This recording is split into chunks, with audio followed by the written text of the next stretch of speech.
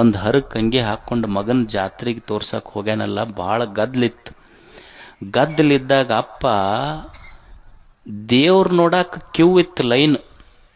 ಅಪ್ಪ ಮಗನ ಹೆಗಲ ಮೇಲೆ ಕುಂದರ್ಸ್ಕೊಂಡು, ಮಗ ನಾನು ದೇವ್ರು ನೋಡ್ಲಿಕ್ಕಾಗಿಲ್ಲ, ನೀ ನೋಡೋ, ನಿನ್ನ ಕಣ್ಣೊಳಗೆ ನಾನು ದೇವ್ರು ನೋಡ್ತೀನಿ ಅಂತ ಅಪ್ಪ ತೋರಿಸಿಲ್ಲೇನು.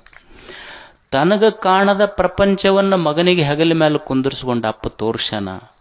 ಅದಕ್ಕೆ ಈ ಭೂಮಿಯ ಮೇಲಿನ 2 ಪವಿತ್ರ ಸ್ಥಳಗಳು ಯಾವಾದರೂ ಇದ್ರೆ ಅದು ಅಮ್ಮನ ಮಡಿಲ, ಅಪ್ಪನ ಹೆಗಲ. ಇದಕ್ಕಿಂತ ಪವಿತ್ರ ಸ್ಥಳಗಳೇ ಇಲ್ಲ ಭೂಮಿ ಮೇಲೆ. ಅವ್ರ ಋಣ ತೀರಿಸಬೇಕಲ್ಲ ಮನುಷ್ಯ. ತಂದೆ ತಾಯಿ ಋಣ ತೀರಿಸೋದಂದ್ರೆ ಇಷ್ಟೇ, ಭಾಳ ಏನಿಲ್ಲ. ಮಕ್ಕಳಾದವರು ಇದನ್ನು ಪಾಲಿಸ್ಬೇಕು. ಏನು ಅಂದ್ರೆ, ಎಂದೂ ನಮ್ಮ ತಂದೆ ತಾಯಿ ನನ್ನ ಸಲುವಾಗಿ ಕಣ್ಣೀರು ಹಾಕಬಾರ್ದು. ಇದನ್ನು ಪಾಲಿಸ್ಬೇಕು. ನನ್ನ ಸಲುವಾಗಿ ನಮ್ಮ ತಂದೆ ತಾಯಿ ಕಣ್ಣೀರು ಹಾಕಬಾರ್ದು. ನನ್ನ ಸಲುವಾಗಿ ನಮ್ಮ ಅಪ್ಪ ಅವ್ವ ಇನ್ನೊಬ್ಬರ ಮನೆ ಮುಂದೆ ಕೈ ಮುಕ್ಕೊಂಡು ನಿಂದಿರಬಾರ್ದು. ನನ್ನ ಸಲುವಾಗಿ ನಮ್ಮ ಅಪ್ಪ ಅವ್ವ ಊರಾಗ ತಲೆ ತಗ್ಗಿಸಿ ನಡಿಬಾರ್ದು. ನನ್ನ ಸಲುವಾಗಿ ನಮ್ಮಪ್ಪ ತಲೆ ಎತ್ತಿ ನಡ್ಯಾಕತ್ತ ಅಂದ್ರೆ ನಾನು ಮಗನಾಗಿದ್ದಕ್ಕೆ ಸಾರ್ಥಕ ಆಗ್ತದೆ ಅಷ್ಟೆ.